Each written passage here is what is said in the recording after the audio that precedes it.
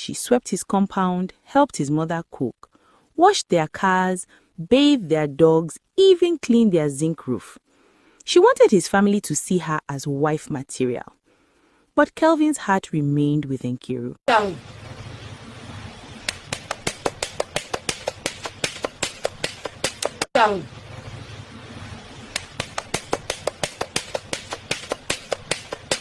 In a small, lively village where everyone knew everyone, Chizoba and Nkiru were inseparable.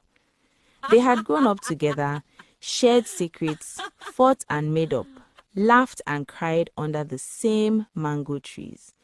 The villagers often mistook them for sisters because of how close they were. If you saw one, the other was never far away. Chizoba was a gifted seamstress. Her small shop was always busy, filled with colorful wrappers, laces, and Ankara fabrics. Women would crowd her doorway every morning, holding money in their hands, begging her to sew theirs first. Biko Chizoba, mine is urgent. Please help me. I have a wedding tomorrow. And truly, Chizoba never disappointed. Her sewing was neat, flawless, and elegant. When she finished a dress, it sat on a woman's body like it was poured there by hand. Nkiru, on the other hand, was a food seller. She sold rice, beans, stew, and assorted village delicacies under a huge yellow umbrella. People lined up even before she arrived. Many days before her cooler of food even touched the ground, it was already sold out. Despite their busy lives, the two friends always made time for each other. Every evening after the day's work, Nkiru would sit on a plastic chair beside Chizoba's shop.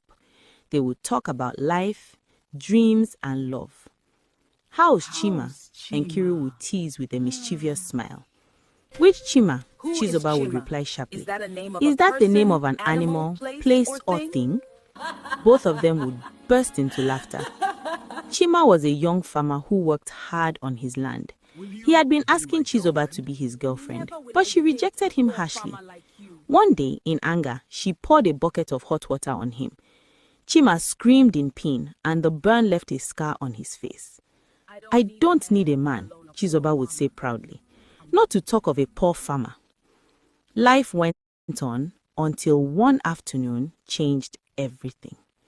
Chizoba was sitting at Nkiru's food stand, chatting and laughing, when a clean Range Rover pulled over.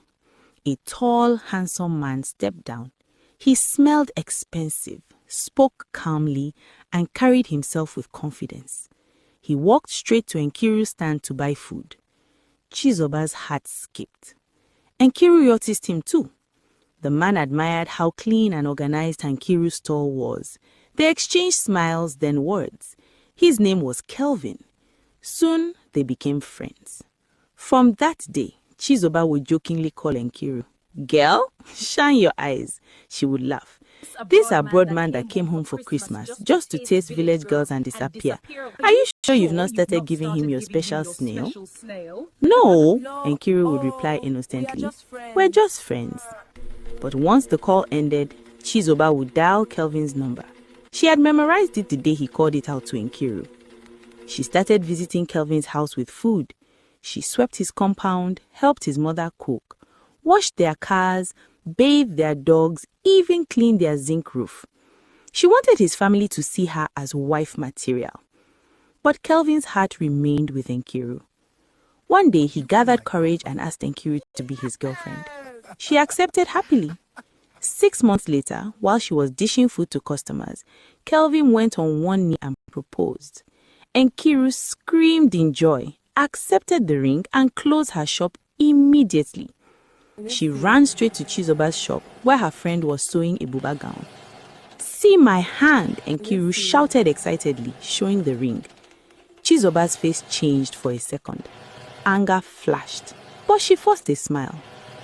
"Don't forget," she said softly. "Don't forget, I'll be the one to sew your wedding dress." "Of course," Nkiru replied, hugging her. "Of course. Who else if Who not else my if best not my friend?" best friend?" From that day, Chizoba changed. She found fault in everything Nkiru did. "Because you are getting married, you've forgotten me," she would complain, even when Nkiru was busy with wedding preparations. 3 days to the wedding, Nkiru handed Chizoba a white lace fabric for her gown. Chizoba smiled, took it, and sewed a beautiful dress. She delivered it the night before the wedding. What Nkiru didn't know was that Chizoba had taken the dress somewhere else. The next morning, Nkiru wore the gown with joy. Before the ceremony could begin, she started shouting, laughing, crying, and speaking strangely. Nkiru had run mad. The village stood still. Cries filled the air. Kelvin collapsed in shock. Chizoba watched from a distance, her face cold and empty. Jealousy had destroyed a friendship